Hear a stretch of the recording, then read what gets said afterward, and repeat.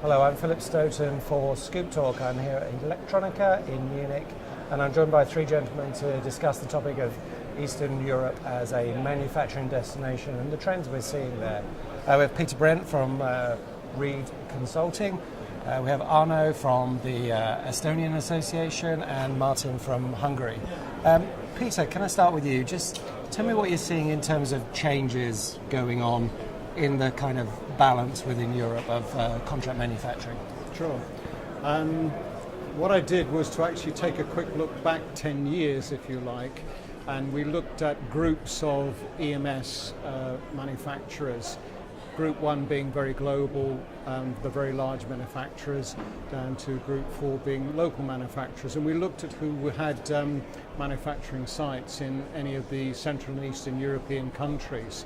And we've seen it shift from about 2006 to 2016, where perhaps less than 40% of the total companies in our Groups 1, 2 and 3, that was about 40 companies out of 35 out of 83, they had sites in Eastern Europe. Now almost everybody out of Groups 1, 2 and 3, even after mergers and acquisitions, have manufacturing sites in Eastern Europe. So there's been that big change where people have used, if you like, the lower labour cost function of of Hungary, of Estonia, Latvia, Lithuania, whatever. Yeah. The change that's happening now is perhaps the upskilling that's happened over the last 10 years. These are no longer just low-cost manufacturing sites. There's full skills there. You have a lot of young engineers who are coming in. You have your own companies that are beginning to grow in all of Central and Eastern Europe, and that's providing a good bit of turnover. And of course, the indigenous companies in Central and Eastern Europe are beginning to grow. Yeah. And move westwards. Okay, and move westwards into the higher Exactly cost so. markets. Yeah. Márton, I wanted to ask you, Hungary has been particularly interesting. I think probably 10 years ago when Peter talked about that process starting, it was seen very much as low-cost labour, volume, quite simple in terms of its manufacturing. We've come a long way since then. It's much more innovation, much higher tech. How's that trend occurred? How we see it is we are, as representing Hungarian National Trading House, a government agency, our aim is to help the local manufacturing and R&D companies to develop the business opportunities. And for the electronics manufacturing companies, we see a number of companies, despite of the crisis some 8 years ago, there are a number of companies who were not just not losing markets, but they were continuously developing. Okay. And those companies were who already had a base of skilled engineers. They were able to step by step to reach new markets and new customers. And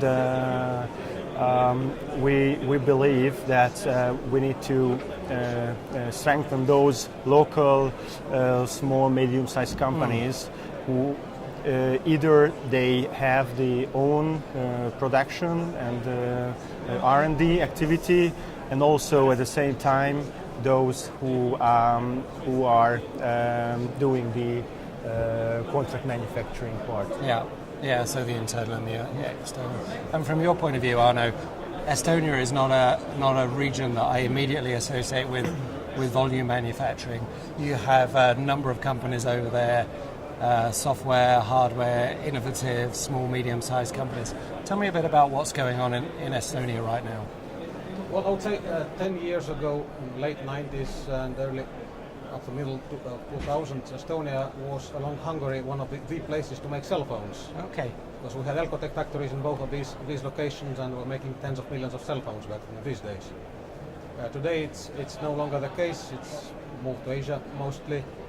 So today we have industrial, automotive and aerospace and other demanding telecom infrastructure are the really expensive, demanding things which really don't benefit much from offshore locations. You need to be close to the customer. You need to have high quality reliability, quick turnaround times, fast reaction, and so forth. So it has changed. Then again, Estonia as a new destination, I would argue that because Estonian electronics industry is as old as electronics industry itself, because we had the first telephone factory in 1907. Right. We made radio sets in 1920s, and we had really sizable electronics production during the Soviet Union times, which was then of course completely overhauled in the 90s because it was not really competitive in the new environment. But we have risen from ashes, I would say. Yeah. And since we export about 97% of our production in electronics, we have to be world class, otherwise nobody would buy it. Yeah. And that export is to Western Europe or all over the world? It's mostly Western Europe, but then again, really the statistics doesn't always tell the whole story, because we have large companies like Ericsson, ABB present in Estonia, and they just use their hubs in Scandinavia to cover the rest of the world. Yeah. So where these things end up eventually, that's a different story. Otherwise, Sweden is our number one trading partner. Yeah, oh, of course. Okay. And Peter, when you look at the trends that are driving the growth in those areas, I kind of see it as two areas: manufacturing in OEMs moving in on one side, and innovation internally on the other side. From companies moving in, what are the main sectors? We're seeing quite a lot of automotive in Eastern Europe. What else? I think certainly over the last few years, we obviously saw the origin of this in the 3Cs, the consumer markets and communications, telephone and so on. You mentioned automotive, and that certainly came in, especially down in Hungary and Czechoslovakia with the building of the car plants and so on. But what we've seen over the last few years is a good growth of medical electronics, control electronics, talked about Internet of Things, wireless systems and so on. With the upskilling that's happened in Central and Eastern Europe, you know, you then have manufacturing centres which are able to take on the most sophisticated work, rather than 10, 15 years ago when it was perhaps more labour intensive, wiring systems, things like that. So that's an important change and trend, and that's been a drift that's happened and is still happening from Western European manufacture into Central and Eastern Europe. Yeah, and from your point of view in Hungary, talk very much about the upskilling. The available labour pool is a big challenge for the EMS industry, particularly when OEMs come into the area and people are attracted to work into the OEMs as well. How is that labour force continuing to develop? Is it big enough? Are there enough student engineers, for example? Well, in fact, we are aware of this challenge that we are facing, even regarding the engineering, regarding the engineers, number of engineers who are coming out from universities, and also for other technical levels. Like people who operate the lines and so on. So, but the country, Hungary, is trying to start new programs to encourage more people to start the studies in those technical IT fields, and also we have programs for the to work very close with the present global companies, right? Bosch, Mercedes, and so on, to involve them and to think together and to give university students to have the opportunity to even during the university years to spend enough time with the companies, and then the companies itself they will benefit from this process. Yeah, and in terms of Estonia, in terms of developing skills there, are there similar programs there? And are you seeing more people getting involved in startups, small company innovation, those kind of incubators and accelerators in Estonia? I think this upskilling is a right term, really. Of course, we have challenges as well. We need to attract more people into science and engineering fields, as everybody else. Our universities now also have a lot of foreign students who are studying in Estonia, and many of them are then getting jobs locally. We are sort of also competing with the IT industry, because Estonian IT is pretty well known, both on e-government initiatives, but also companies like Skype, and there is really vibrant startup community.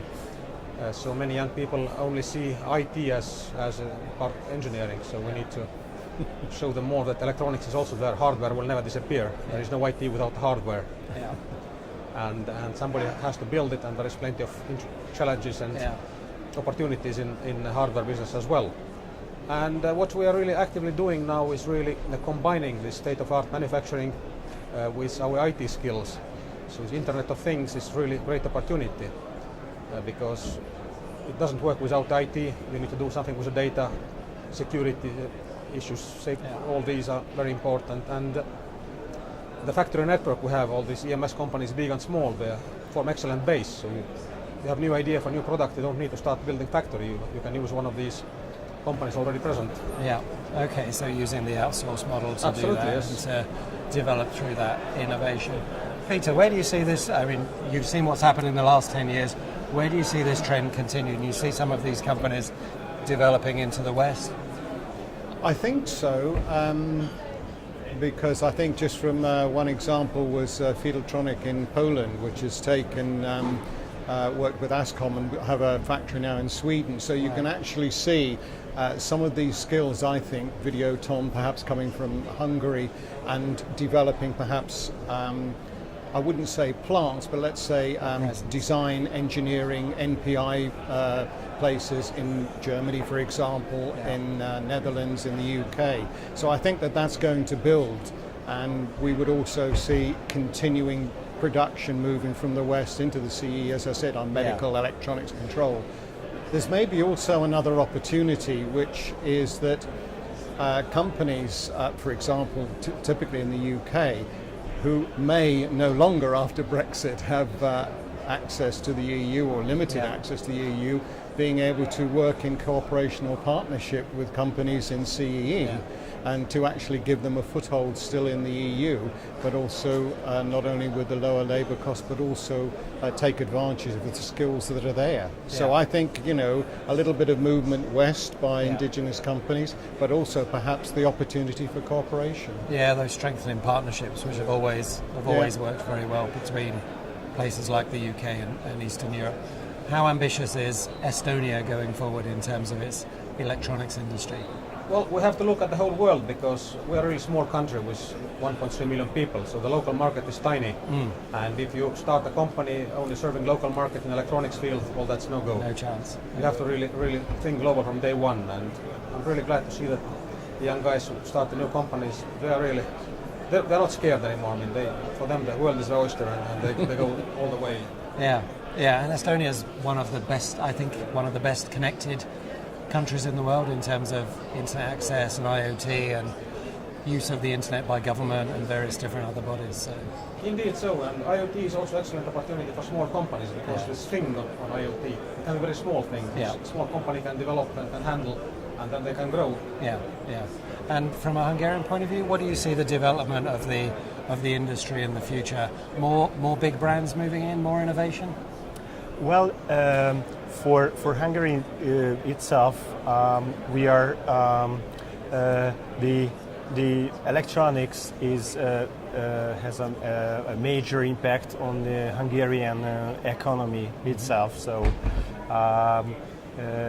we believe it, and we believe it will strengthen forward in the upcoming years, and we are see also a trend or some signs that Western European companies, at least some of them, are tending to replacing back some manufacturing electronics operation from Asia into Europe. Yeah, and this is also an opportunity for in the region. And do you think that's partly because their labour rates are going up quickly and yours are more stable? and the manufacturing costs are step by step rising in Asia, and also it's the changing demand from the market. You need to react more fast. The flexibility is much more requested than some years ago. Okay, last word for you, Peter. Are you seeing some of that reshoring from Asia to Europe? Do you think that's a real trend, or? I think we're seeing a little bit of it. I have to say that from a total European perspective, if you spoke to companies in Western Europe, all of them would probably say some of it's coming back, but it's actually going to their daughter plants in lower cost areas. So it's certainly happening to some degree. I think it's ever so difficult to put a finger on the percentage of what's coming back. I think just picking up on one thing where you mentioned about labour costs, by the way, that is an important point. The labour costs in Central and Eastern Europe are rising. And I guess one of the things that you guys have to be very conscious of is retaining the talent within Estonia, Hungary, Czech, Poland, and that doesn't start running away as a river into Germany and into Scandinavia. But I think the more that the clusters develop in Central and Eastern Europe, the more that there's there for career progression, and the better salaries will come with that. So I think it's a very positive thing in CEE. I think it's a really good time to be a graduate in engineering in one of those Eastern European European countries, and more kids need to be encouraged to do that rather than law or marketing or whatever is glamorous at the time. Gentlemen, thank you very much for taking part. Thanks for your time. And we'll speak again soon. Thank you. Thank you very much.